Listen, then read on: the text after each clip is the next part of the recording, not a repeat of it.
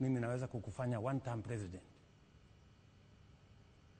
Usipofanya hii, usipofanya hii, usipofanya hii, nahitaji bilioni 10. Wewe unajua bilioni 10, Bwana Waweru? Labda ilikuwa za nini rais? Bilioni 10 ndio niende niongee na watu ya Mlimani, you know, ni kupangie siasa, sijui nifanye nini. Mimi nikaona hapa nikamwambia I will not do it. Na wacha nimalize.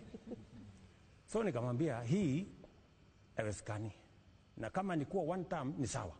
Hakuna problem. Kama wewe ndio kuamua nani atakuwa one term, nani atakuwa sijui how many terms, nilikuwa nafikiri ni wananchi wa Kenya na Mungu. Kama ni wewe, sasa amua vile unataka. Nasikia my friends. So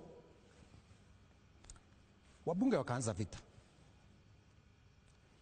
And hata wabunge marafiki wa Rigathi watakuambia mara mbili niliita wabunge. Nikamwambia sikizeni. Hatukuchaguliwa kuja kupigana. Tulichaguliwa kuja kufanyia Wakenya kazi. Wachana na mambo ya impeachment. Mara ngapi? Mara mbili. Mara ya tatu nilikuwa nimeenda UN. Nikaitisha mkutano kwa sababu nilikuwa nimeona wameanza tena maneno ya impeachment.